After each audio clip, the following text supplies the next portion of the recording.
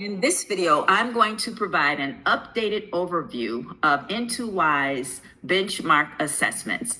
You want to come here where you have the menu, the 3 lines. You want to click menu. You want to scroll all the way down where you see the orange globe unique learning system. You do not want to press the large orange globe. It will not take you to the benchmarks. You want to stay under the menu, scroll down,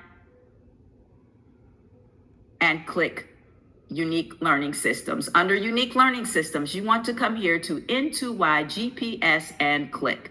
When you click n2y GPS, it will take you to a student's landing page. On this landing page is everything that you need for the student.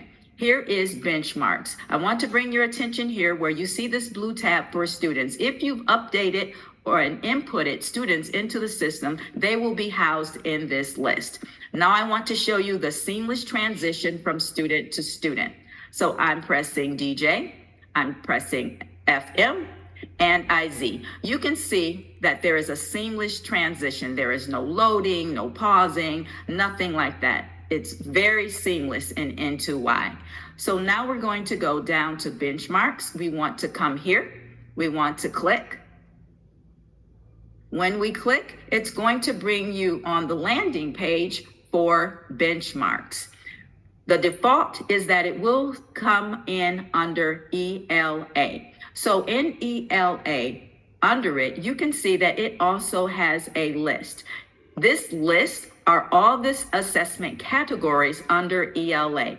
It starts with active participation and responsiveness. This first assessment will gauge whether a student will be highly engaged or not in this assessment. So this is also an assessment that I will sometimes skip. If I know a student is already highly engaged on a digital platform, if they request an iPad, if they can and like to navigate the iPad during the school day or for activities, then I know that this is an assessment that I can skip and I will go directly to foundational skills. Now I want to bring your attention to the categories under ELA. You'll notice that each category has a number. Foundational skills 13, listening comp 2, decoding 5, spelling 5. These numbers indicate the number of assessments within that particular category. So we can see that in foundational skills, it starts with environmental print match.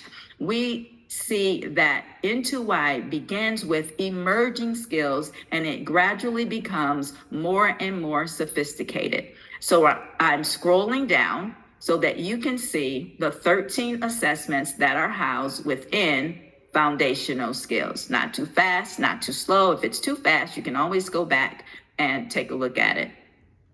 I also want to bring your attention to the fact that n2y provides a description of the assessment. Generally, the description always starts with these 3 words. This assessment measures.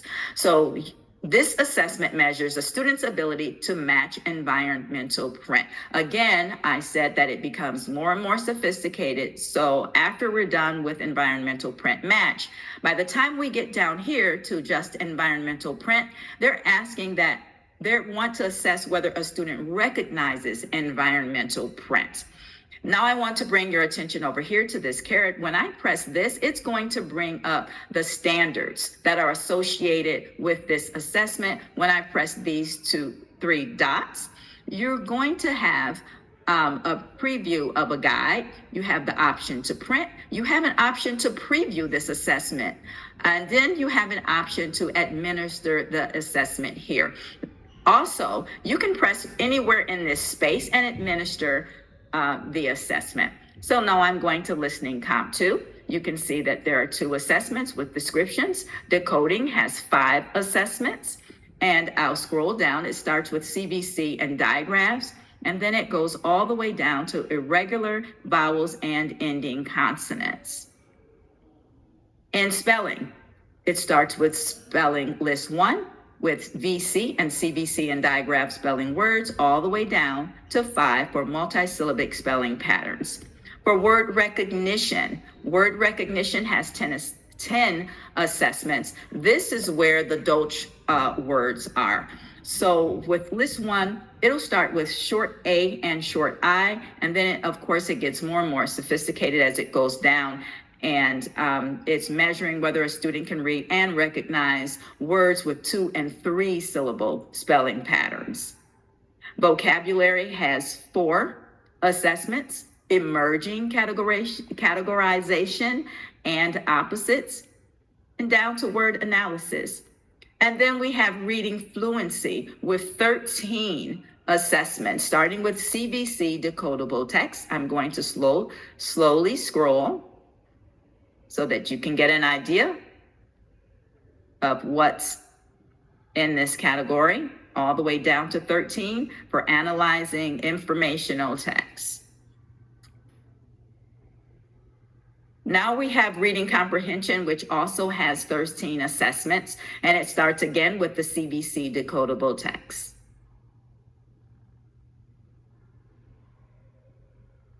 Then we come down to writing conventions, which has 3, 1, 2, and 3, and then writing production, which has 8 assessments, starting with emerging writing, which is similar to the participation and responsiveness of foundational skills. And I'm scrolling, and the last one is opinion writing 2. So there you have the overview of what's in ELA. So I'm going to skip right over here. We're going to press math. Again, it starts with the same format: active participation and responsiveness. It begins with early math skills, which has 6 assessments. I'm scrolling down. It starts with positional vocabulary, which we know as location words. Number 6, number sense, has 8 assessments, starting with emerging counting and cardinality.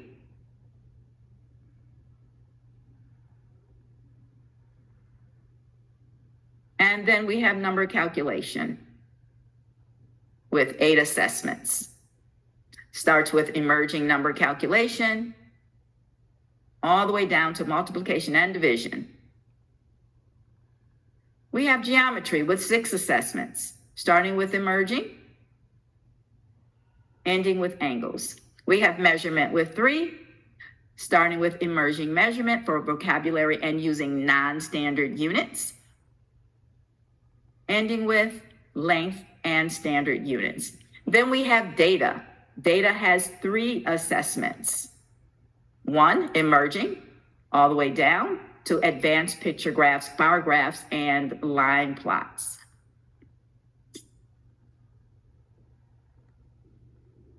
We have time, emerging time. I'm scrolling down. Goes all the way to calculating elapsed time. And then we have money with 5 assessments. Emerging money, identifying bills, coins, and signs, value of coins and bills, adding and subtracting, and advanced money skills, which would be adding mixed bills.